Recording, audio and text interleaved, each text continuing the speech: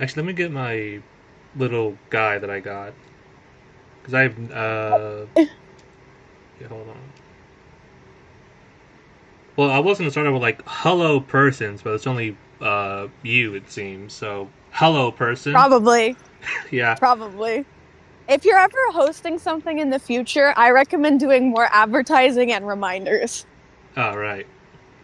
Trying to sell people on what you're trying to get them to read. I mean, to read, unfortunately, a lot of people don't read much, or if they read, they're busy, or they're Yeah. reading other things. Like I am Yeah. currently reading other things.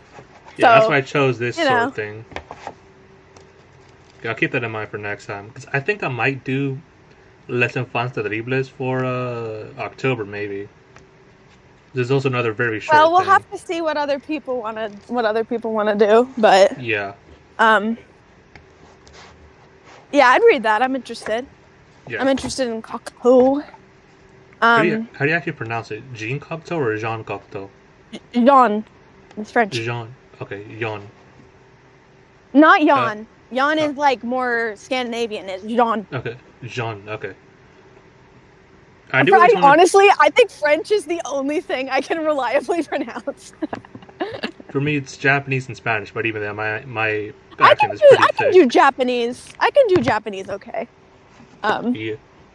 but I've never like studied it. It's more just from having listened to it a lot Yeah. and not finding it that hard. Well, I just want to bring start off with like a little bit of background for the book. Sure. I Yeah. saw it was a late career, 1972. Yeah, 1972, so like 5 years before he died, sadly. Yeah. After being relaunched into wealth due to the controversy and success of Lolita, Vladimir and Vera Nabokov eventually moved to the Montreux Hotel in Switzerland, where Vladimir would write the majority of Pale Fire and the rest of his novels, translate his Russian works into English, and help out other language translators in translating his works, along with translating Lolita into Russian himself, along with a lot of other things. Like it took like he had finished his translation of Eugene Onegin like a decade prior, but he just kept getting delayed and delayed. Yeah, he did eventually get it published, but like he still had to make some corrections and shit. Uh, it was an impromptu move, though. If you ask me, the Nabokovs did move because like a lot of the political tension in the U.S. at the time, because like they were like McCarthyites and shit, the usual anti-communist stuff. So like uh, late '60s, early '70s U.S. was not very appealing to them. But Hmm. like this book was like written and published like right off the heels of Ada, his longest, most elaborate, difficult, and controversial book, which he published in 1969. He already had like shivering shimmers of the book beforehand, but uh, it stands in like pretty deep contrast in length and like even in the beauty of it, and compared to Ada. Ada's just like not romantic. It kind of makes fun of romance, but like he does it in general, at least like the usual way love is written about. But like it is like a nice little showcase of what kind of writer Nabokov is. Like pretty much Hmm. all of his techniques are here, and like art is already very fantastical and strange, but transparent things actually takes it to a bit of a further level that Nabokov hadn't really done since like the very early writings. Like I'm talking like the 1920s when he was out in Crimea and shit.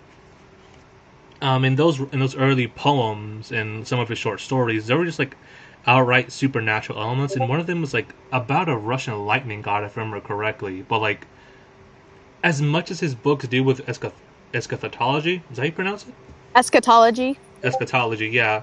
He had never been like as blatant with it, not even in Ada, until Transparent Things. There were never any outright supernatural events. It'd always be like the Wait, characters okay, so you themselves. said eschatology. Yeah. You, that's not necessarily supernatural.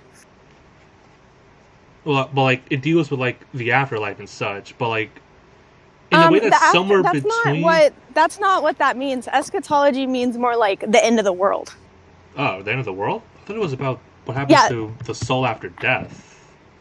I mean, maybe I'm wrong, but I think eschatology is referring to the like stories and studies about the end of the world, Well, it says here the part of theology like concerned with revelation. yeah, in the part of theology concerned with death, judgment, and the final destiny of the soul and of humankind. That's what it says here, anyhow. But Eschatology, the doctrine of last things. I'm looking at a very different definition then. Oh, it also has that meaning, but I know the other one. It can have both, maybe. Yeah, I was going by Merriam-Webster. I'm looking at the second definition. But like, it was sort of in Lolita as well, but not as prominent as like, say, The Gift and later on Ada. So like, for a lot of fans of Nabokov, especially like after he became famous after Lolita, the outright like use of ghosts and transparent things like a pretty major shocker. Like even to me, I was like, oh, he's just outright doing it this time. When Nabokov wasn't exactly religious. Strangely enough, his atheism comes out more in like his fiction than does like a regular conversation. I'm pretty sure. There's some stuff about religion. There's a lot about religion actually in Ada, specifically Christianity. So this is like a very interesting interpretation. This has always been a lifelong fascination of his. It's actually part of why he and Veda got along so well at first, because they also had like very similar reading taste.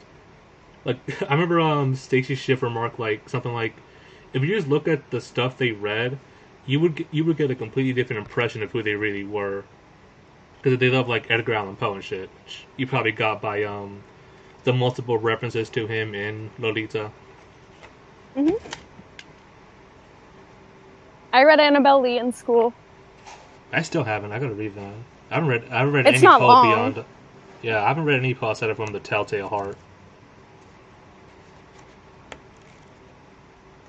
But unlike the Veens and Ada, Human and Armando are a pretty shitty marriage.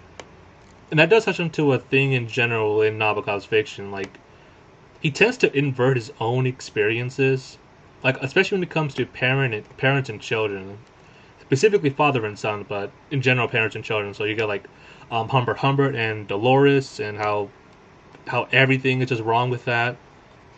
But then you also have like Konstantin and Fyodor in The Gift, who are like, it's a very loving father-son relationship. Especially with the way that it's actually written, which I don't want to spoil because you got to read that for yourself too. Vaughn and Demenity, yeah, it was Demenity. Danny was his uncle. Demenity is his father. There's like this really touching moment in Ada, and it's just like, wow, I didn't think I'd cheer for these assholes at all. And part of his inversion when it came to writing Hugh Person was actually inverting his own relationship with his son and obviously with his father when it came to Person and Person Senior. And a part of that was also like making Hugh have absolutely no game with women. Nabokov was a bit of a hoe when he was younger. Like he and his family spent about 3.5 weeks in Greece, I think in 1921 or something like that. And he just had flings with 3 different women the whole time he was there. It's just like, did you really have to do all that shit? This is before he met Veda, where he did settle down, although later on he would cheat us a lot there just for its own movie, really. So like with Tolstoy, and I think I've seen this with male writers in general, is like, when you read their novels and they're writing about infidelity, it's probably being drawn from their own infidelity rather than their wives or something like that. Because like Tolstoy's wife, what's her name, Sophia? I can't remember. She was very loyal, in spite of everything, and so was Veda. So it's just very interesting how throughout their fiction you just see constant infidelity, mainly from women, but also men as well. But not in this case. Is this like you lecturing about Nabokov, or is this a discussion of the book? I'm having a hard time keeping focused because like it is such a short little book. And honestly, I still find it very hard to keep up with the plot. I just wanted to give some background, but I ended up going down a couple other paths. So what do you think of the book overall? I kind of didn't like it at first, but it got more interesting to me when Hugh and Armand hooked up. Yeah. The They are, description of their relationship was very funny. yeah, And it's like, just, then the story kind of goes wild.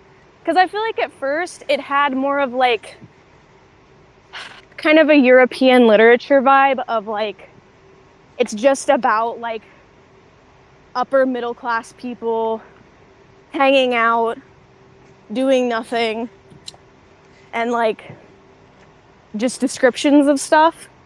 Like you start with that first chapter, which seems to be pointing at something. But then it's just like, here are the most boring people in the world and descriptions of them. But then once the story actually starts to unfold, it's like it goes crazy and gets weird, which I appreciate. yeah. And you start noticing the patternings throughout, especially on the reread. Like at first, all the mentions of fires just come off kind of random. You're like, okay, what is that about? And then eventually you find out that Hugh Person ends up burning in a fire after Mm-hmm. strangling Armande. And like, there's a quote earlier. Well, I eight forget. years later, 8 years later, yeah. of And course, he put his everything's, hatred of institutionalization and psychiatry in there. yeah. It And had he a very was, similar tone to Lolita in that way. yeah, Nabokov was not a very big fan of contemporary psychology, to put it lightly. I think it's more the institutionalization. Yeah, So there's, basically, like yeah, like debates over somebody's relative sanity and whether they're responsible for their actions and trying to find the true purpose of their behavior. And then there's the whole talk about whether or not prison cures somebody, um, that sort of thing. oh yeah, I found the quote I was looking for. Time, however, sets to work on those ephemeral affairs, and a new flavor is added to the recollection. So there's like this very strange collective narrator, kind of, which is like a very strange peer into what could possibly happen in the afterlife, and like the way that they explore the world after death, disconnected from the physical reality itself, but being able to slide in between consciousnesses and objects in Let general. me find let me find the quote that I had on that I found interesting. I read it rather than doing an audiobook. I have highlights. Let's see.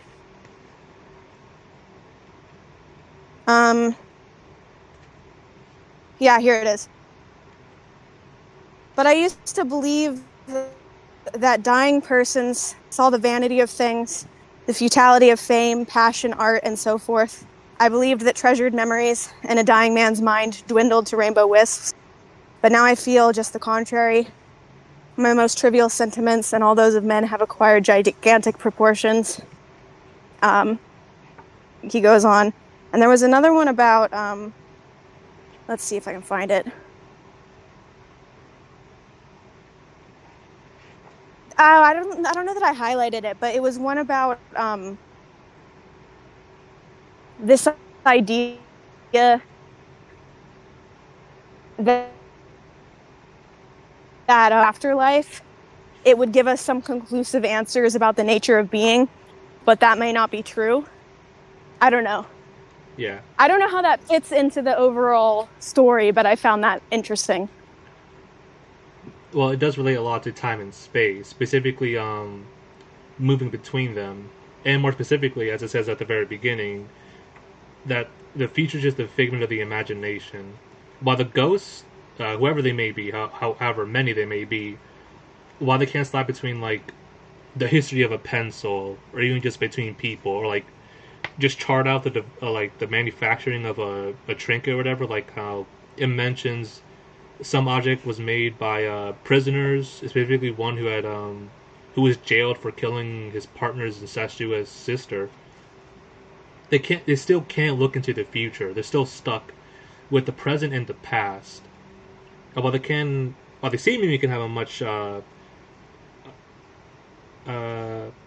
more solid look at the past itself, it still kind of remains a question of just how accurate it is, because we tend to color the past once we get to the future events.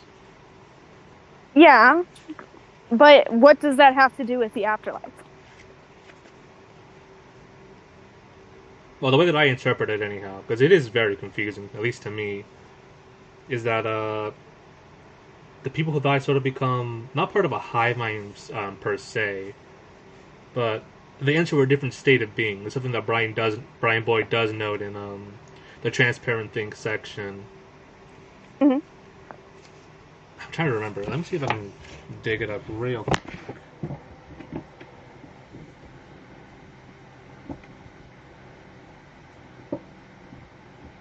Well, I guess a lot of this has to do with like the way we usually conceive of the afterlife. At least like in Christianity, I imagine most other religions and such, but I don't know enough about them to speak on that.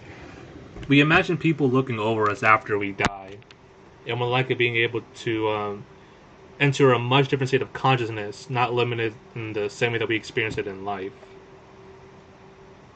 I mean, if we're talking about like being or something, basically, at the end of the day, there is absolutely no way to tell. So if we're thinking about the divide being in terms of present, future, and past, if we're talking about the physical reality around us, there will always be future, which is out of our reach after our death, right? And supposing that there is such a thing as an afterlife, that is always going to be out of reach of the living because there's no way to know. That's the hell of it, yeah. Which is probably why there's so many references to nighttime and darkness. In one of an interview with Nabokov, he says something about the door opening on the night of non-being. So we come from one eternity of darkness, as he opens Speak Memory with, hurtling to another. And the question we always have is, what does that second eternity even look like? What does it entail? Whereas in his previous books, most of them are diegetic. I think with the exception of with the first two. I know his first novel, I think it was originally Machenka, and then retitled to Mary. There's just like an omniscient narrator, your usual stuff. I think it was with the Losing Defense where he starts writing specifically from like a first person narrator, or like someone writing, trying to write from the like an admission viewpoint, but as the stories unfold, like in Penin and in The Gift, what you see is people just shifting between like first person, second person, and third person. As you see here, when in Hugh's name becomes you because of the pronunciation. So now it just feels like you're literally part of the story. Uh, but like that's because Nabokov tends to write mainly from the perspective of madmen, but people who like try to appropriate stories or like lives. You see that with Humbert specifically. It all has to do with the way Nabokov in general tries to explore the limits and the heights of consciousness, specifically the fact that we still can't know what's going on in someone else's mind. You can know them your entire life. They can do something that seems completely erratic to you, but that if you were them, it has somehow access to their consciousness. You could see it actually completely comports with who they are. And with transparent things, we see that rationing it up all of a sudden with the presence of the ghosts observing and recounting the story to us. Except unlike with The Gift, we don't know. We don't have like a proper diegesis. With Lolita, it's a memoir. With Pale Fire, it's a commentary on a poem. With Penin, it's about a man writing about the titular character Penin. But here, you have to wonder, outside of Mr. R's letter that just gets woven into the fabric of the story, is like, how the hell do we even have this perspective? Which is again why it stands out so much after Nabokov's early writings, because like this is an outright supernatural element, as opposed to people in the mortal plane wondering what lies beyond death. And we might have all these ruminations, all this philosophizing, but eventually the book ends, usually because someone dies, probably the main character even. Which is how like Lolita gets published in Universe. And even then, as you might remember, the names are changed for the in-universe publication. It's stated that it's very similar, but there's still like that horrifying sense of unknowability, in spite of how verbose or detailed the recounting may be.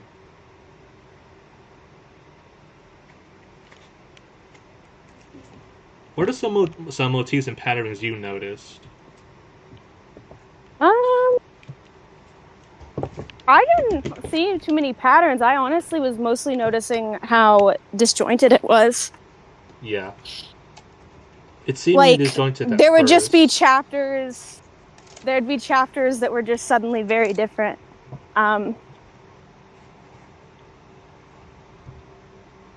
Yeah, but like, Definitely, it was telling things out of order. yeah, that definitely goes back to how Nabokov writes in the first place. I think it was beginning with The Gift, where he started writing his stories on note cards, and then like once he finished those note cards, he would occasionally shuffle them to change up the order, just to mess around with chronology, and then have his wife Edda typeset it out. One thing that I did notice was like there's always a lot of color, especially in this book, specifically green and blue that you see a lot. There's that J little trinket I talked about. I forget what it even was, but it does get mentioned later on. I think when Hugh is choking out Armande. But there's just a lot of green and blue, like the little postcard for the hotel, and I forget what else exactly. Well, it's kind of a water motif that I think is probably like a holdover from Ada, because that has a whole water motif, but it's Okay, not as what does prominent. this mean to you? Honestly, I couldn't even really tell you. Uh, well, Nabokov in general is just very precise with color, but as to what the colors can mean here, I'm not entirely sure. They probably don't mean something Yeah, he in would that hate. sense. Yeah, he would hate that question. What does it mean? It's just more like, I said, what does it mean to you? You're the one who's noting it.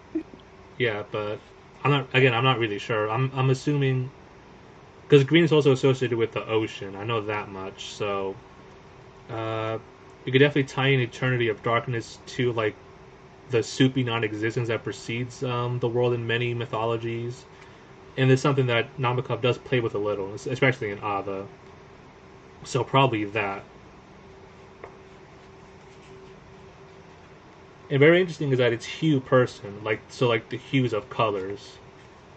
In a sense, he's also colorless because, like this, as Boyd knows, there's just like nothing to Hugh as a person. He's not as interesting as like Humbert or Vaughn or Fyodor Certainly in The not. Gift. Yeah, certainly not. He's just kind of a wretch, a miserable little person. Very much If we're the inverse talking of his. about characterization, the first quote I highlighted was very funny to me. It was let's see if I can find it.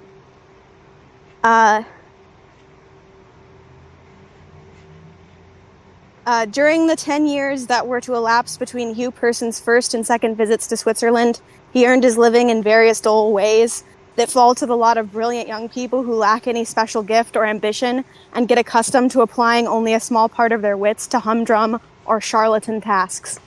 What they do with the other, much greater portion, how and where their real fancies and feelings are housed, is not exactly a mystery. There are no mysteries now, but would entail explications and revelations too sad, too frightful to face.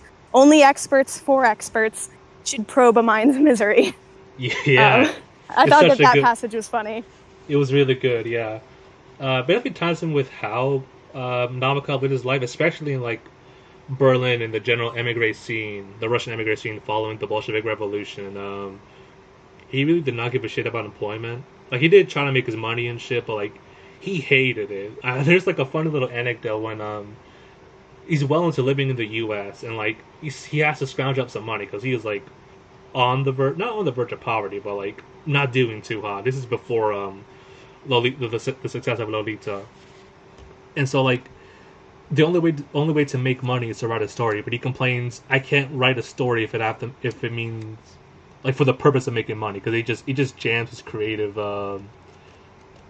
energy, which I think is pretty Yeah, relatable you don't to really anybody. like something like Lolita to be Yeah. wildly successful. Well, this is like a short story he had to write for I think the New Yorker or something like that. But like I do remember Brian Boyd also noting that like just how like Veda and Vladimir did live out their poverty in Berlin and such, and it does match up with how Hugh just kind of gets by just barely. I don't know why he kept saying how like lame and boring his job was. That was funny. He Like the worst thing somebody could possibly do, work in publishing. It really does show his aristocratic background. I don't Oh, know. I feel like the whole book had a very uh I don't know. Um I wonder if maybe it's somewhat what's the right way to express this? There was a sarcasm or like a a dry humor. yeah, and a distancing from the story and its events. Um in a way that almost feels like maybe it's I don't know if this makes sense to you, and I don't know if I fully buy it myself, but basically like Hugh's own self-concept. It could Like be, he yeah. just thinks of him like I don't think that that's necessarily right, but it's like hmm. Um I mean there's got to be a significance to that, the way that he is portrayed. For instance, the whole part where it talks about how ugly his feet are, how ugly he thinks they are, how he won't look at them.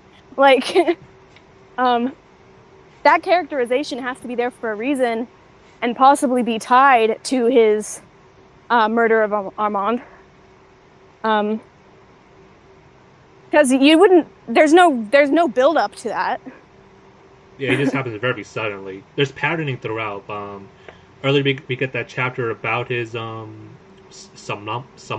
I can't fucking say it. The sleepwalking thing. Um, yeah. So like him wrestling with the chair is just like a foreshadowing, at least according to the ghosts, because they're the ones narrating, setting up a pattern. Because again, they're coloring the past as they look. So that prefigures the strangulation of Armande. I think it just shows. Mhm. I think it's mostly like just to characterize him as a wretch, because I love Nabokov how writes. you're pronouncing her name Spanish wise. It's just what it looks like to me. uh, Amande. Armande, see, because he just writes from the perspective of very wretched characters. I can name like I'm pretty sure only Fyodor in the Gift is like the only like the narrator you actually want to hang out with. Everybody else is just like a piece of shit or miserable in some way and cause other people's misery. And so like with you person, because I do think he's colorless. There's so much color here, but the ghosts they do tag along, but they focus so much more on the world around Hugh rather than his interiority. So like I think it just goes to show just how lame he is, which is probably why he's Do you like think that it's like to some degree a statement piece again on?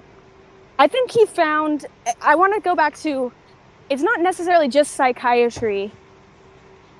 Institutionalization and basically like um I don't know, the way the liberal order tries to tame or explicate everything in um some kind of terms. So basically like arguments, I mean there's parts where Hugh is talking to somebody who's super into psychology and he's telling him to shut the fuck up, and then there's parts where it's like denying that, basically like approaches to crime like it's just something you can explicate and cure but through treatment, um, different things like that. And so from the passage I read earlier, you have Hugh saying that he's like, or the narrators saying that he is like, um, there's no reason to go into his interiority, basically. That's what they said. It's not interesting. It's whatever. I don't know. yeah. It does come up a little like Anomy, doesn't it? Uh, Actually, that did make me realize something while you were talking. Hmm. It goes back to how Nabokov in general wants to explore discoverability, like, and just how vast the world is. So I think part of why he didn't really like that kind of psychology at the very least, because Brian Boyd does characterize him as a psychologist, and with the way he does write, I kind of do agree. It is very psychological, mostly because it has to do with consciousness. But I think it has to do with like how stifling it is, how it Yeah, genericizes people, I because agree. Nabokov just loves his individuality. That's why his writing can come off so like disjointed, because he just kind of gives you an onslaught of detail and random patternings that you're not going to see the patterns up until later. Because he wants to populate his world with independent elements and independent humans, but also by arranging them in this very specific way, make you see the pattern in the design, which is probably why everything is hinged on Hugh's visit to Switzerland, because somehow, some way, he always ends up going to Switzerland 4 times, and it all ties in with his father, Armande, and then Mr. R, and then eventually his death. Okay, so genuinely, let's get to the root of this sort of thing. Why do you think it was structured the way it was? Like, what was the structuring accomplishing? Because you're talking about consciousness, and all these different aspects. Clearly, it was trying to, like, I mean, if we look at, for instance, at the opening chapter, it's talking about transparent things, basically seeing into the past, the inaccessibility of the future, etc. So how does the story, the way it's told in its structure, what is it trying to accomplish? Perhaps we could say. Honestly, my only response would be just the patterning in general. I'm not sure how much. I don't know what was the better way of putting it. Because again, it's always, when it comes to Nabokov, it's always about painting the past and seeing things that you probably miss at first. Which is why there's that one little thing early on where it's like Hugh Person has always been haunted or bothered by concomitant symbols or something like that. I guess you could say it's the ghost trying to make sense of his life. And so by doing that, they might meddle with the narrative a little bit. Because like one of the motifs is motion, specifically up and down, which I didn't catch onto until I read Brian Boyd's bit on the book. Like the way Hugh's Person Senior's death is described is really strange, don't you think? Like he does like fall and die, but the way that it's described makes it match up with like the mountain climbing later on that Hugh Person will go on to do, and like the sense of vertigo he feels as he goes up and down. But in some way, Hugh Person touched these people's lives, even if it wasn't like in the best ways. He certainly had something with Mr. R, because he does. What did he say earlier? Later on about Hugh Person, he calls him like a nice old chum. The thing about it is, when I hear this type of analysis, I don't get that much out of it, in the sense of like, okay, there were tons of very lurid descriptions of women's bodies and how they're either ugly or beautiful. Just because it happens multiple times, does that mean it's accomplishing something? Like, you have to be able to articulate how the structure or the patterning comes together, you know? Like, if you're talking about up and down, what do you think that conveys to you?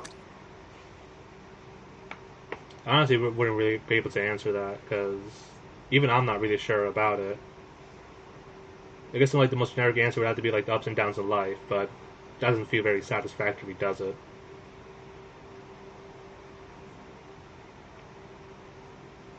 I guess maybe someone was like, when you were talking about him climbing a mountain, like he was like struggling, right? Yeah.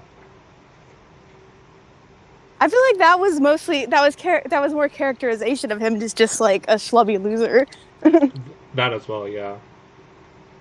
Because by then, Nabokov himself had grown kind of fat, so not as athletic as he once was, and that does seep into his fiction later on. Honestly, I really couldn't answer like the lurid descriptions of women's bodies. I honestly don't really know. Other than, I think that's just Nabokov. Yeah, but yeah, he is very sexist. Yeah. But like, what about Armand? Armand? Like, he was obsessed with her when they first meet. Like, to the point where he's like going to her childhood home to look at pictures of her as a child. Yeah, with weird descriptions. In a very Lewis Carroll fashion, yeah. Yeah. Um, and then I don't know. Do you think that maybe that this you would probably know better than me? You said Ada is like extremely tied into other literature, like extremely intertextual. Do you think Yeah, that's very. somewhat what's going on here? It could be. It is a very short book, but Because the way actually, Nob you know what I was thinking about? Death in Venice. Death in Venice. Yeah, I it's still a haven't read that one. yeah, it's a well, I don't know if I recommend it, but it's a very famous European um novel, Oh, Thomas which Mann. is Yeah, like which is like a kind of ugly like older guy who's past his prime comes to Venice and becomes obsessed with a teenage boy in a very creepy way, like a young teenage boy, and follows him around and is also like obsessed with his sister. And I think he starts like daydreaming about like luring him off and having sex with him or whatever. But then like he sort of has a realization that he can never capture that innocence and beauty and then dies. Um, and so it's supposed to be like the way that these types of European or other high literature um, makes the whole story a metaphor, right? yeah. So I guess I was sort of thinking about that, or like That's way more than Ada. Yeah, something. but that doesn't really match up, at least as far as I understand, in Transparent Things itself. I just more mean like the themes, the pattern of like obsession Yeah, and like um. There's a whole part where he's like, it makes no sense why she married him, and uh, he is completely in love with her, even though she's like all the descriptions of her make her out to be an extremely annoying person. yeah, and she also cheats a lot, apparently, Yes. and he just suffers it. Well, apparently not, because he killed her. Eventually, in his sleep. Okay, but isn't that ambiguity part of the point? It definitely Isn't is. there's a whole part where they're like meditating on that? Like that wasn't a letter, wasn't it? To Phil? Yeah, I think it was written by Mr. R, or no? And there's this whole part where he just asks over and over, like, if he basically, if he did it in his sleep against his will, why did he go to jail? And if he's a criminal who should be in jail, why did he get put into psychiatric hospitalization? Why did he go back to jail? Like all this craziness. I guess that's probably the part that interested me the most. Yeah, the culpability of Hugh Person's murder. Is it even fair to call it murder, actually? I think so. I mean, the word certainly is said. Yeah.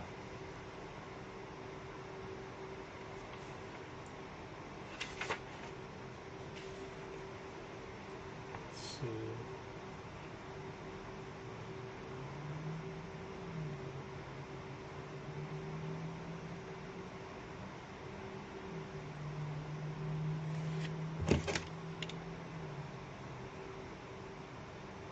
how did you feel about the narrations? Like the way that it was handled? I've never seen a collective narrator. Yeah. Like I've It's seen multiple narrators for one story, but never a collective narrator. it's very interesting, and we still don't really know who was narrating outside of Mr. R himself. But for the other ones, we don't quite know. It could be like just some of the people that lived there who saw Hugh Person. Could be Hugh Person. Could be a collective consciousness. Maybe that's how ghosts work. Yeah, that was like one of the things that I think that Bill Gates is trying to get at, which is very And maybe it's strange. us. It's us after we die Yeah. because we're now involved because we read the book. Yep. I think it's called polyphony. Hmm? Uh, when a book has like multiple narrators, and I think it might be also referred to when they're combined.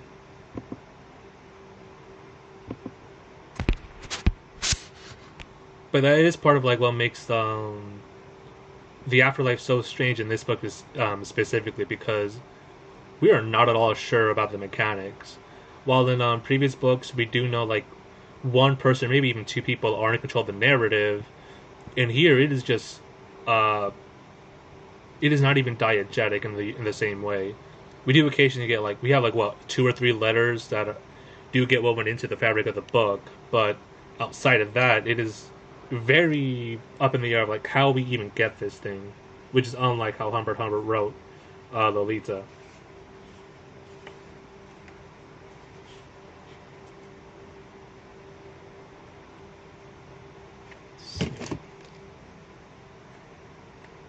The narration style was similar in it being sardonic and disdainful.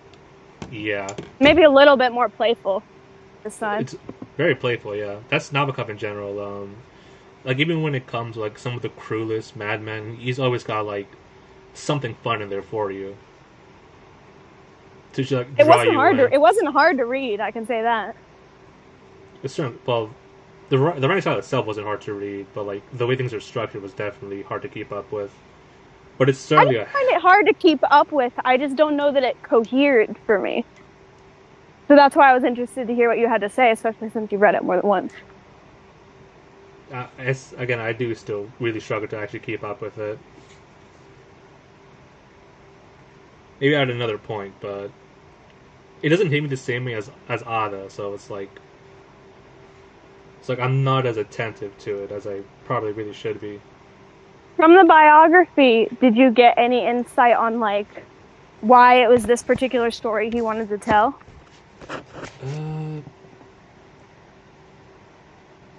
Well, other than like some of the stuff I mentioned earlier, but like the general way he explores things like consciousness and the afterlife, not really. How do you think that this book explores consciousness? Look again because it's the collective narrator with the ghost. Like it's sort of implied that they're kind of conjoined together somehow. At least like the way that I picture it, it's like there's like this amassment of multiple consciousness floating out somewhere in the ether, indescribable and incomprehensible to us. And part of the ability that they get in exchange for their life once they cross into death is the ability to veer between the past and the present in a way that no human really can. Which is why we get like that really weird bit at the beginning with the pencil shavings in the hotel room that Hugh Person finds again. Mm-hmm. That's my interpretation of it, anyhow. Because it's multiple voices, which is why you get like that line of like when it comes to Person Senior, what kind of person he was would depend on the angle and the light that you choose. So it's also varying between multiple narrators.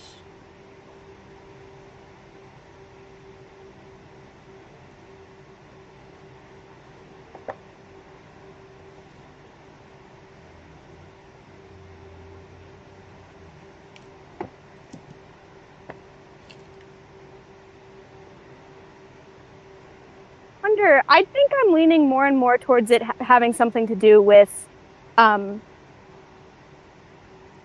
mean, the main theme I can really put my finger on is the question of its relationship to wider narratives about criminality, insanity, and things like that. Because, if Nabokov is somebody who dislikes the idea of Freudian psychology and the idea of unconscious motivations, having your main character repress any feeling about the fact that his wife is sleeping around on him constantly and then kill her in his sleep seems rather an interesting choice. Yeah. His father was like, I forget what he was, but he had something to do with criminality and such. He did oppose several like czarist measurements, even against homosexuals. Although Vladimir Nabokov, his father, was still homophobic because it's of his time. Right. So a lot of his interest in madmen and criminality definitely comes from that. I think he specifically also read some of what his father wrote, because Vladimir Nabokov was like actually well known in his time. He was like one of the main figures in the Russian intelligentsia who opposed like pogroms and shit. And as I said earlier, a lot of the criminal justice.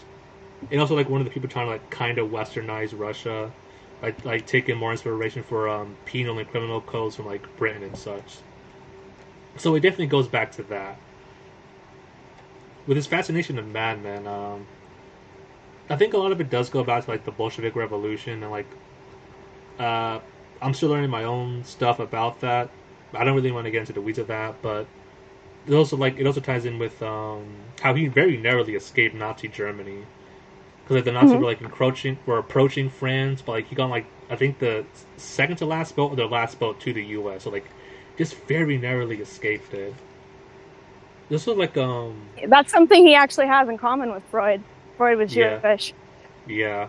I know like part of what the Nazis burned in their book burnings was Freudian psychology, among other things. Shit, well, And I lost my Freud train of thought died of now. jaw cancer. Probably from all the Hmm? smoking, I imagine. I don't know that that's related, maybe. I kind of lost my train of thought. Where was I going? You Vladimir were talking Nabokov. about him escaping from Nazi Germany and his interest Oh, in insanity. yeah, it definitely traces back to that, but also like probably what you see a lot in literature, which is probably he wasn't too big on Dostoevsky because of like all the moralizing. Oh yeah. Uh, But with you know, I was also thinking when you were saying that, something that a psychiatrist that I'm very interested in said is that more people wish that they could be insane than actually are insane. So it's a very interesting borderline of like play acting madness, behaving in a way that you think is mad as for whatever reason. Just the fact that you're acting that way, does that mean you're crazy? Like, technically you're putting on an act, but why would a sane person put on that act? sort of thing. And that reminds me of Hugh at the end of the book talking to the guy all crazy about how he went to jail and it didn't cure him and like being really weird and forceful. And also, of course, of Humbert Humbert. yeah, and his what was it 2 or 3 stays at sanitariums, something like that. Mm. But yeah, I imagine his experience with fleeing Russia and then Europe after the Nazis. That probably did paint a lot of his ideas when it came to violence and cruelty, and definitely inspired a lot of the way that he would write very despotic and cruel characters. I know like Edmund Wilson characterized that as Schadenfreude, and I kind of see that in Transparent Things with just how unlikable he person is, but I do disagree with the assessment because like ultimately Nabokov usually wants you to look at the people who get hurt. So I guess to a degree here that would be Armande. Why do you think he wants people to look at the people who've been hurt? Wouldn't that be straying into the horrors of didacticism? It's a very fun question actually. For all the flaws that he has and like that I've ranted about constantly, he was ultimately a very caring person. Blood relates this one little moment. I think it was in Berlin where like there was this woman who like who would appear with like bruises on her legs and such, and like pretty much everybody knew it was his her husband who was beating her. And if I remember correctly, Mhm. Nabokov when the woman was found dead, just dead, he went up to the guy and just beat him up. So so I think it I'm tries. not saying he wasn't a nice person in real life. I think there can be a huge difference in how somebody behaves and how they write. Um, like for instance with Lolita, do you think he wrote Lolita? It's such an interesting thing because I feel like he gave mixed answers to this. Yeah, it really Did he write depends. Lolita about the plight of Lolita? You know, Yes and because no. he clearly, I mean, he said at one point like he had two characters he sympathized with, and one of them was Lolita, and that if you really pushed him in an interview and got him too annoyed with the way people would talk, he would do a smackdown and shut down some of the crazy shit people would say. But he also would say things like there's no moral content and that kind of thing. Well, I would say it does tie into what I talked about earlier about discoverability and the vastness of life. So part of it is trying to see the truth in spite of all the corruption and obfuscation you might get with a narrator. When it comes to Lolita, the challenge is trying to see Dolores for who she really is, in spite of what Humbert might try to twist things. Right. Because in spite of all his lies, in spite of all of his framing, there are these bits and snippets of who Dolores really is that slips through. Like again, that line where it's like, "You raped me, you dirty old man." I really fucking hate that the Adrian Lyne movie made it like sound sexy or some shit like that. It was fucking disgusting. But again, it does tie into I mean, the book. I didn't think the book at all didn't. I think the book was very clear on Lolita being a normal, basically a normal child. Yeah, but like the Adrian Lyne movie, this guy's just creepy and obsessed with her. Yeah, but like the Adrian Lyne movie makes that line like the way Sue Lyon is made to perform it makes it sound like teasing and sexy, and I just like it fucking haunts me. I just wanted to mention that because I hate that fucking movie. Right. But again, as I said, just trying to see the with the truth. I hope I'm not breaking up here. Let's see. With wait, am I breaking up? No, you're good. Okay, good. I'm not. Okay, now you're breaking up. I don't know why. I never know. But okay. Do you think No, see, now I am breaking up. Hold on. I'll go the other way. You started breaking out for a moment, then now you aren't. I don't Back know what's towards civilization. On yeah, I can't hear you at all. Hold on. Can you hear me now? Walking the other way. All right. I think then that Transparent Things is trying to do that. Yeah, it's not quite the same thing in Transparent Things, no. So why... I'm just trying to make this make sense. It could just be an exercise in him writing for fun. Just a style exercise. But why? There's so many very specific things about it. So for instance, if you watch The Piano Teacher or read the book, one of the first interactions between the two main characters in that is them disagreeing over the merits of an artistic work, this time a piano piece, right? Yeah. And the way that they disagree about it is very important for establishing their characters and future dynamic.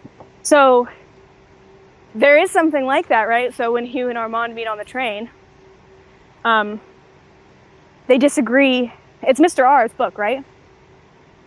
About Mr. R's, I can't remember, actually. I know it's like general political disagreements between the two, but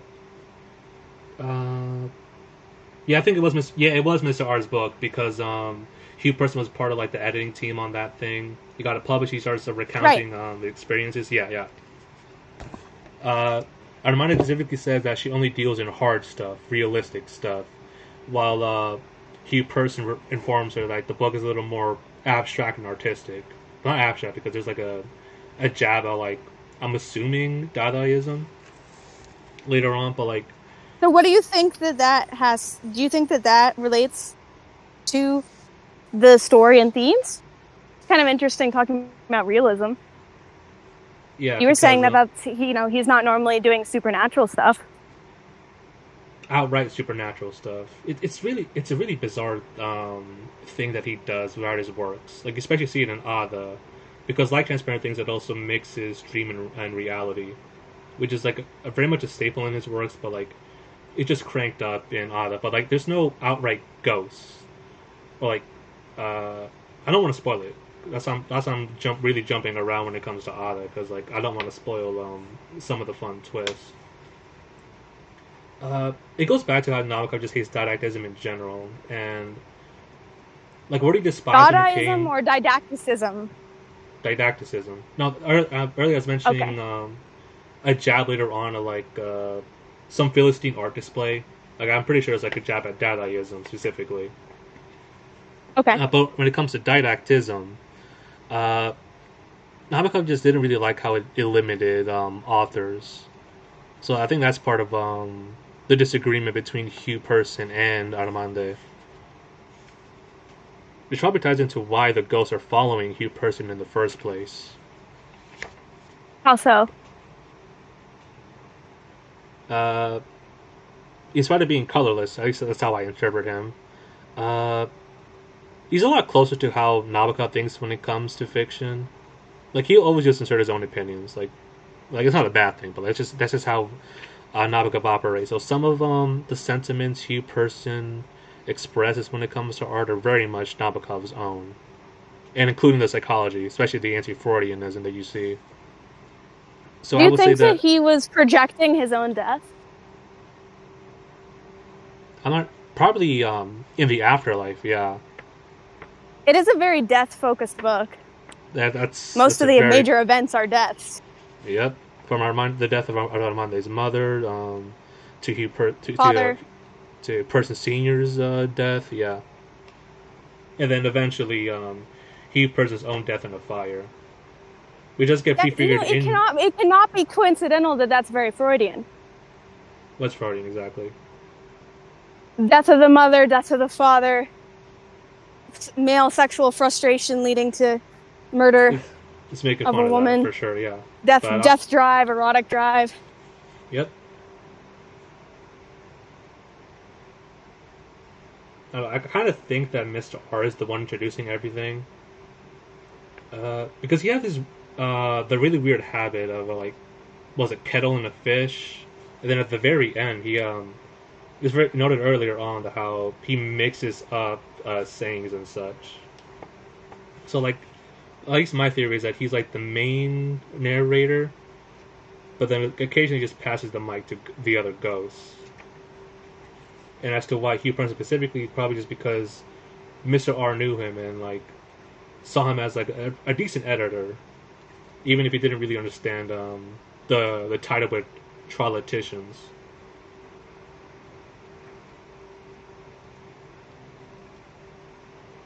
That's another thing, that book. Yeah, That has to do with generations, right? Like generate things being passed down generationally. That word. yeah. I can't remember very well. And there's a lot I about the think it creative has to do process. with it's like intergenerational transmission of ideas, traditions, etc. So that brings us back to like the parents. Yeah, it really does. Even though Mr. R is unrelated to Hugh Person as far as we know.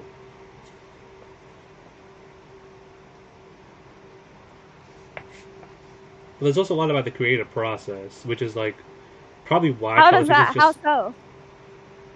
well, because of Hugh Person's editorship. Nabokov didn't really like editors. I think he fucked with like one editor, and Maybe that it's was a it. whole book.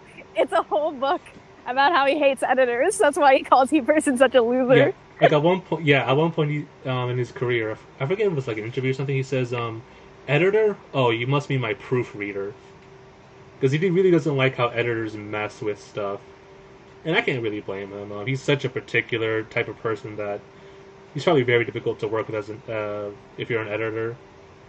Um, I forget who the later in his life there was one editor he liked. I think it was at McGraw Hill, but I forget his name. But before that, when he first published The Real Life of Sebastian Knight, he did get an editor. He actually did enjoy the experience because that was his first novel in English, and he still wasn't quite at that level in English, so he did need an editorship somehow. But like that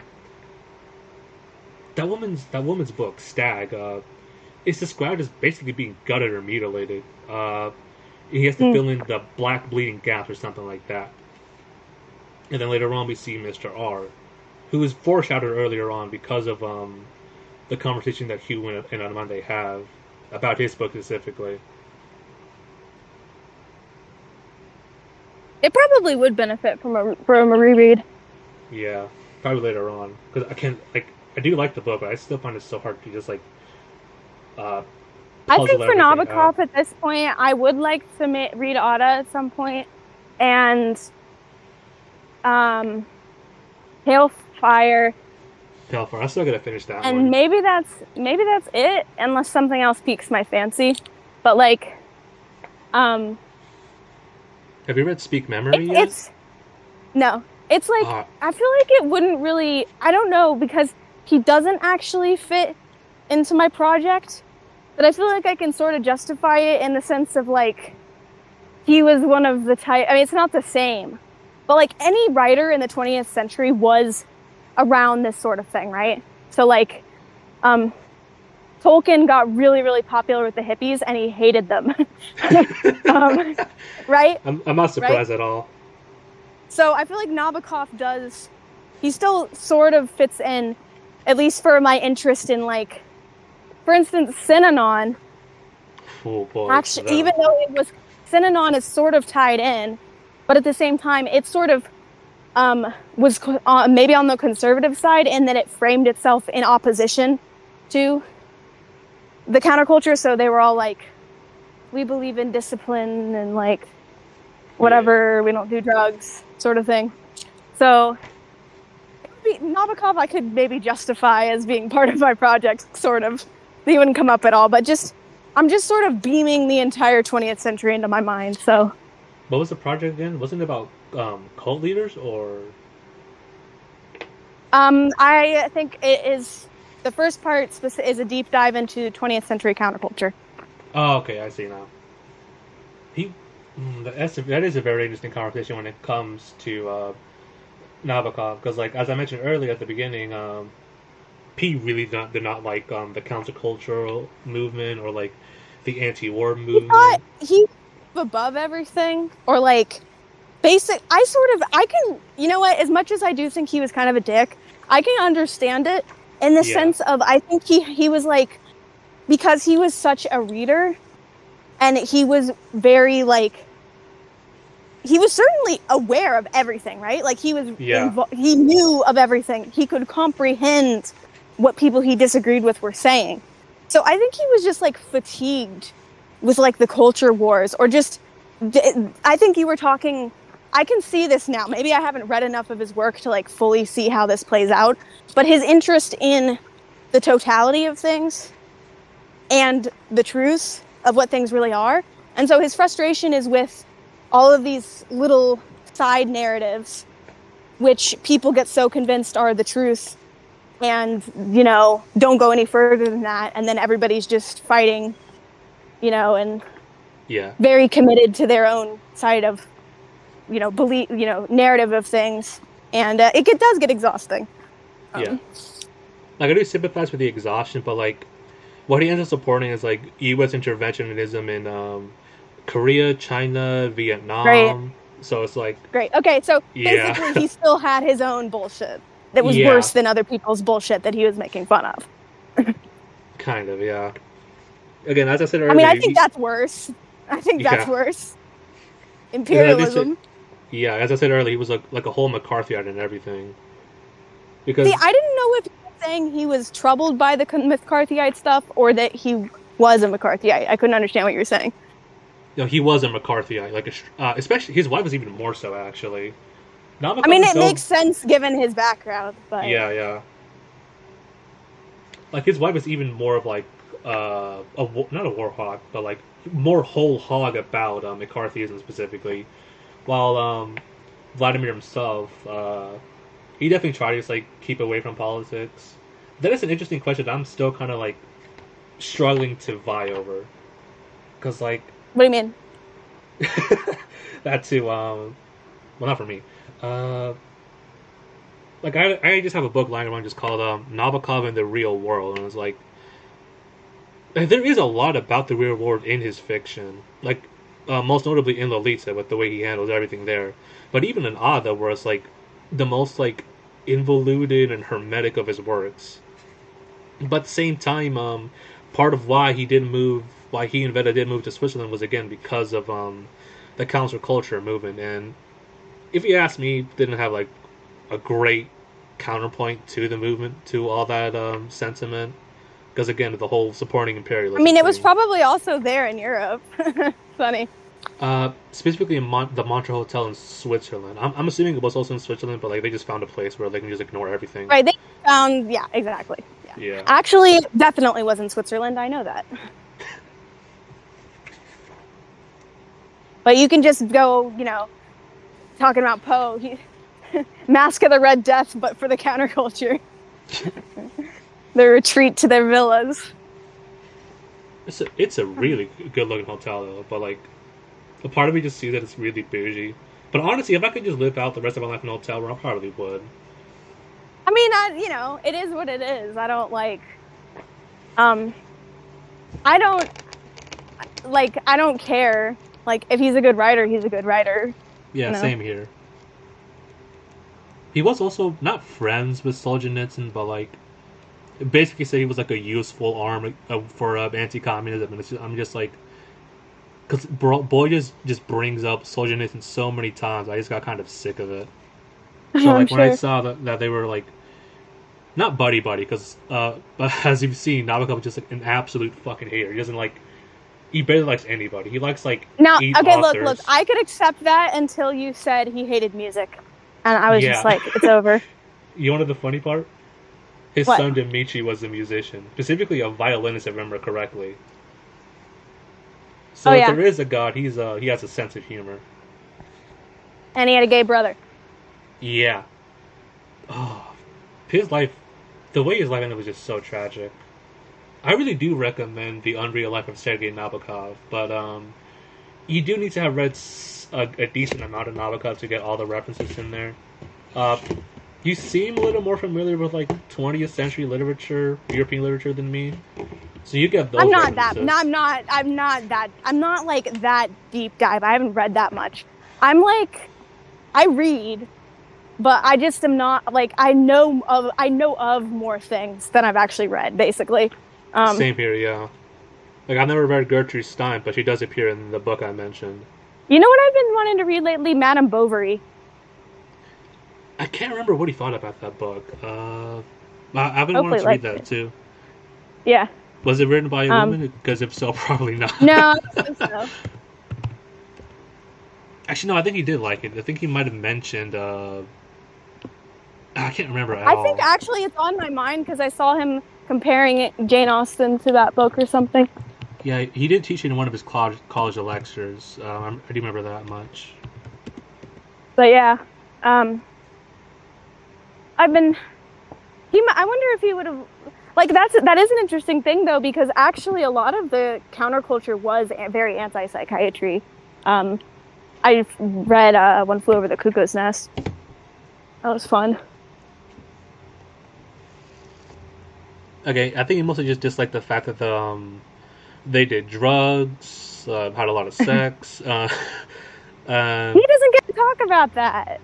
You said earlier he did all sorts of stuff. You probably just saw it as just vulgar, because like, yeah, there's really no curse words to be found in his books outside of like bitch, damn, and hell, but like not the same way that we use it. Yeah. Yeah. Like he describes someone as bitchy, but I can't remember who. Like not even like a novel. Like he just said someone was bitchy, and I was just like, okay. But also like Lolita. Yeah. I know. Not a single foul word to be found in terms of like no F-bomb. He was an aristocrat at heart. Yeah. But I kind of appreciate it in a way, because like the way he writes, oh my god. Lolita was really, really good. This was also good. There were a lot of like fun turns of phrase. That sort of thing. Do you think you'd be able to read Ada in December? Yeah, if you want to do it, I think so. Okay, so I'm starting a new job in about a month. And so I'm going to be real busy with that. And then I have to find a winter job. Shit. Oh, it's okay. I think I want to work at a resort. As like, I could turn rooms, or I could like work front desk or something. So I don't know how stressful or busy that's going to be. But yeah, probably. You could definitely start it earlier if you like. It's a very difficult book anyhow, so you're not going to be going through it like your average book. So it might be best at like mid-November, if it's going to be that hectic of a schedule. We'll see. We'll I see. would hope other people want to do events and stuff.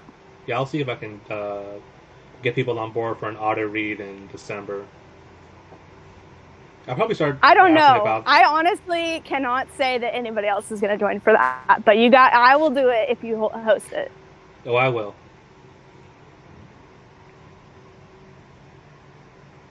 Like I don't it's know. possible you could get somebody else, especially if new people are joining, or you could try to get could try to get Swizzard. I know his real name, but you Yeah, could try to get Swizzard from the server. because he does like Pale Fire. Yeah. He's a reader.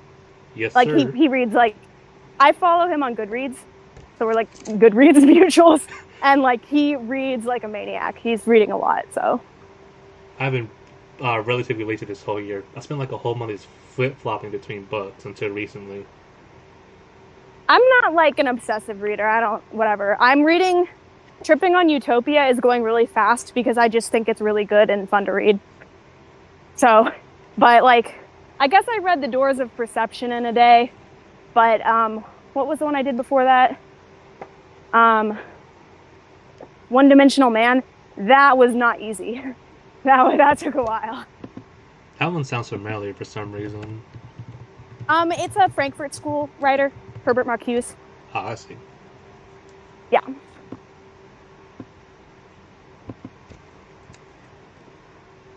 The one I'm that's not debating, Adorno. Yeah. I'm debating whether or not I should go through all of Boyd's notes on Ada. I don't recommend you do that for the first read. It's best if you let it wash over you. See which references you'll catch. You're not going to catch all of them all in one read anyhow. But like the notes he made are really extensive, and it's like one of like the earliest, and not one of the earliest. I'm not sure, but like a pretty early example of like making a really unique ebook, basically. But like it's just a site. But it is just so like elaborate. It took him like I think a decade to annotate the whole thing, and then it was like slowly rolled out to the public uh, after it was published in the Nabokovian, a magazine dedicated entirely to Nabokov. But if you want like another taste of Nabokov, I would definitely recommend Speak Memory. It will certainly be uh, a little easier and more sensical than Pale Fire. I still gotta finish that one. I've tried it like 5 times and it always just kicks my ass. Which is I strange can because try Pale Fire. yeah, it's a very short book, but like the way it's structured kind of pisses me off. But I think that's just me just failing at the game because his books are very much like. I think the reason I specifically want to read Pale Fire is that Joanna Newsom references it. She's a Nabokov fan. So that's probably part of my interest in Nabokov beyond Lolita was just, she's like my main woman, so I need to know more about her interests. It apparently became really popularized like recently because of Blade Runner 2049. Because of I a don't know reference anything about that. You mean 2049? 2049, yeah, that's what I said. Because it references the line cells interlinked within cells, interlinked within cells, interlinked within one stem. So apparently that's like where like a lot of people my age first heard of Pale Fire. I actually got it mixed up with Ada in my head at first. So, like I got that book. So I love how you like, say my age like we're like decades apart. so my bad. I'm sorry. No, it's fine. Because it is like an old book, so not exactly going to be on the average Zoomer's reading list. I am actually technically still a Zoomer. Oh, right. Yeah. Now we 97. 03. So 2 years after 9/11. Awesome. You said it was Joanna Newsom? Yeah. Okay, I want to make sure I got the name right. Anyway, I do have a job interview tomorrow, and I'm still gonna watch The Duke of Burgundy. It's been nice talking to you. I know it was pretty awkward and all over the place. I just never really done something like this before, so it's fine. It's fine. It was a fun discussion. When we got into it, it was a fun discussion. I appreciated your enthusiasm. I'll certainly have a much better time with Ada because that book just gives me fucking brainworm. So I'll probably I'm going to struggle actually trying to stay focused rather than actually trying to find anything to say. Okay. Well, I'll look forward to it. All right. Have a good day. Yep. Yep. You too. Bye bye.